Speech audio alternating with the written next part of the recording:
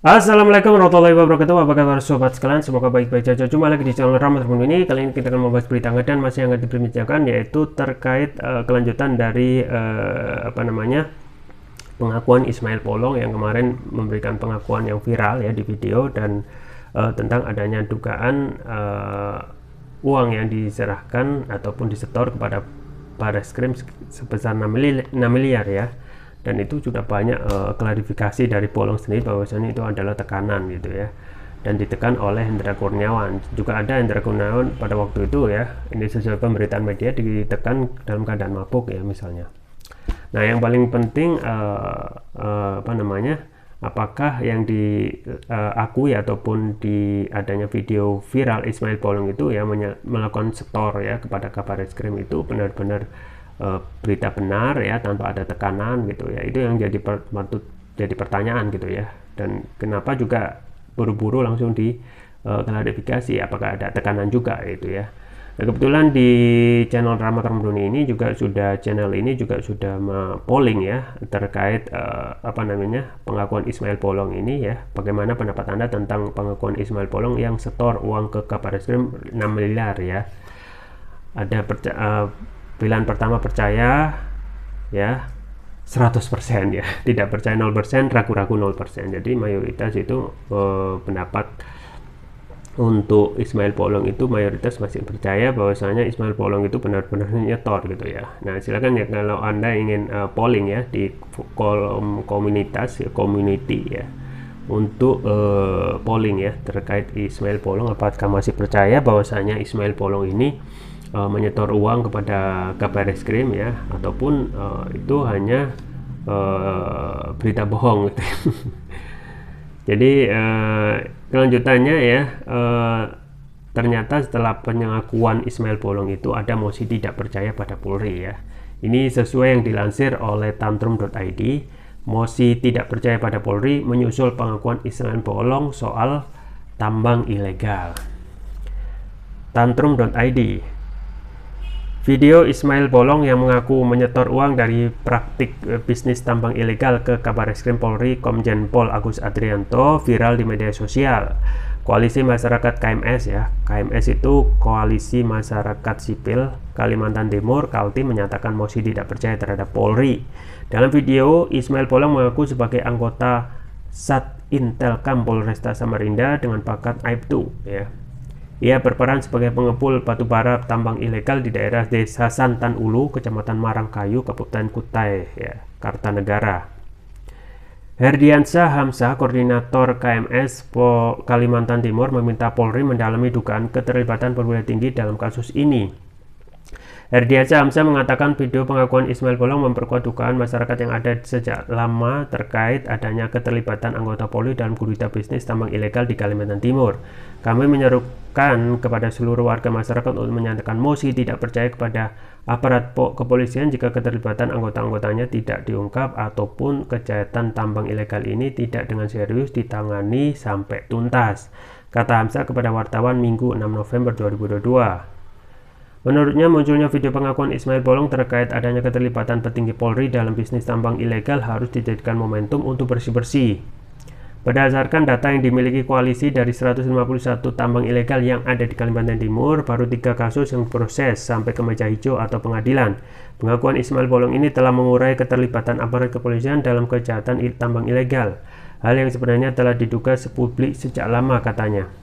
Hamzah menyebut KMS yang menaungi 20 lintas organisasi dan 26 individu di Kalimantan Timur menyatakan sikap sebagai berikut. Pengakuan atas keterlibatan anggota kepolisian ini mengkonfirmasi dan menguatkan dugaan publik selama ini jika lemahnya penegakan hukum terhadap kejahatan tambang ilegal disebabkan oleh keterlibatan ataupun backup dari aparat penegak hukum sendiri. Kabar mundurnya Ismail Polong sebagai anggota kepolisian bukan berarti kasus ini berhenti. Atas nama hukum dan keadilan, hukum harus ditegakkan.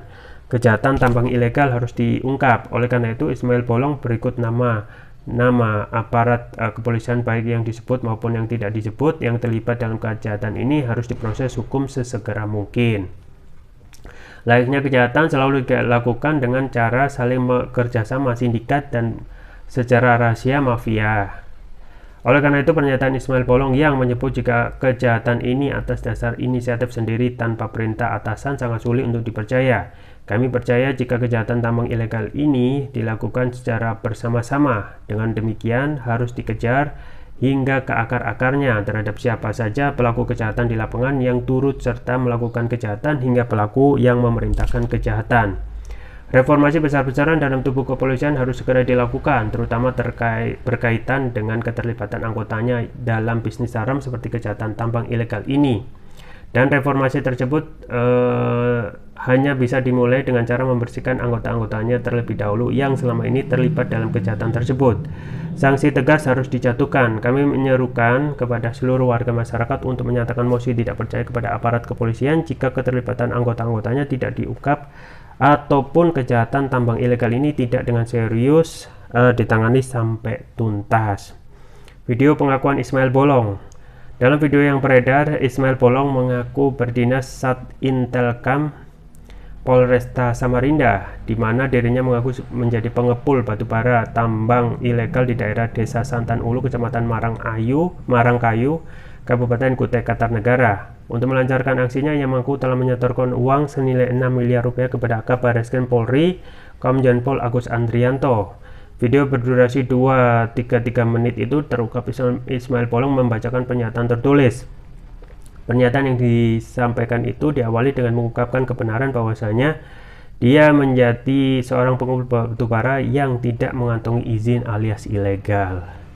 Izin menyampaikan terkait adanya penambangan batubara di wilayah Kaltim bahwa benar saya bekerja sebagai pengumpul batubara yang berasal dari proses tanpa izin dan kegiatan tersebut tidak dilengkapi surat izin penambangan di daerah Desa Santan Ulu, Kecamatan Marangkayu, Kabupaten Kutai Kartanegara. Kata Ismail sebagaimana dikutip melalui video yang diunggah oleh @majliskopi08 pada Sabtu 5 November 2022. Ismail mengaku telah menjadi pengepul mulai dari Juli 2020 hingga November 2021. Ia mengklaim kalau tidak ada perintah dari pimpinan untuk menjadi pengepul batubara ilegal. Dalam kegiatan pengepulan batubara ilegal ini tidak ada perintah dari pimpinan melainkan atas inisiatif pribadi saya. Oleh karena itu saya menyampaikan permohonan maaf yang sebenar-benarnya atas tindakan yang saya lakukan jelasnya. Kemudian Ismail menyampaikan bahwa keuntungan yang diperolehnya ketika menjadi pengepul batubara itu berkisar 5-10 miliar per bulannya. Untuk memuluskan aksinya, Ismail sempat menyetorkan uang ke Kabarreskrim Komjen Pol Agus Andrianto. Kata Ismail, ia menyetorkan uang sebesar 6 miliar dibagi menjadi 3 sesi.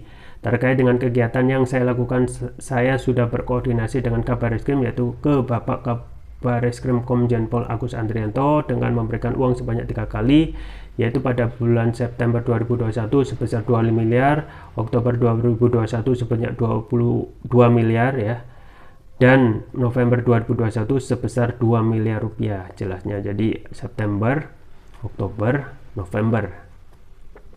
Uang itu disetorkan langsung oleh Ismail di ruang kerja Agus. Bukan hanya kepada Agus, Ismail juga pernah memberikan sumbangan ke Polres Bontang sebesar 200 juta rupiah. Uang itu diserahkan ke Kasat Reskrim Bontang AKP Asriyadi di ruang kerjanya. Respon Polresta Samarinda. Kapolresta Samarinda Kombes Ari Fadli angkat bicara terkait viralnya video pengakuan Ismail Bolong itu. Dilansir dari sejumlah media lokal di Kalimantan Timur, Ari Fadli membantah pernyataan aibtu Ismail Bolong. Ari membenarkan jika Ismail Bolong awalnya adalah anggota kepolisian, namun ia sudah tidak aktif lagi di institusi Polri, khususnya di wilayah hukum Polresta Samarinda sejak April 2022. Menurut Ari, permohonan nonaktif aibtu Ismail Bolong sejak Februari dan pada April 2022 resmi dinonaktifkan.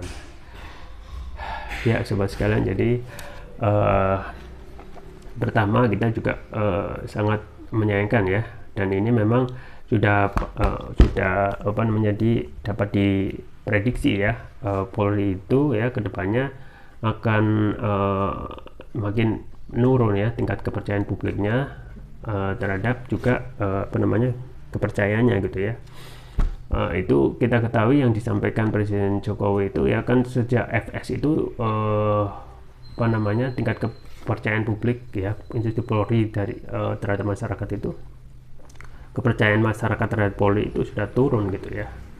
Dan itu saat ini justru bertubi-tubi ya, dari FS, kemudian tragedi Kanjuruhan, kemudian juga tragedi kasus narkoba yang juga melibatkan perwira tinggi yaitu Irjen Teddy Minahasa ya, dan yang terakhir ini adalah pengakuan Ismail Bolong gitu ya. Nah itu semuanya belum selesai ya. Untuk kasus FS belum selesai, tragedi Kanjuruhan juga masih bermasalah. Kemudian untuk kasus narkoba Teddy Minahasa juga masih tarik ulur ya, masih proses juga, dan juga muncul lagi kasus ini gitu ya. Seakan dan ini hanya fenomena gunung es ya, yang ketahuan saja gitu ya. Yang tidak ketahuan saya rasa banyak juga ya, karena untuk sekarang yang bisa mengontrol benar-benar real di lapangan untuk Polri itu siapa, kan nggak ada gitu ya. Meskipun dalam pimpinan tertinggi Polri yaitu presiden, tapi kan presiden nggak mungkin secara personal melakukan pengawasan gitu ya.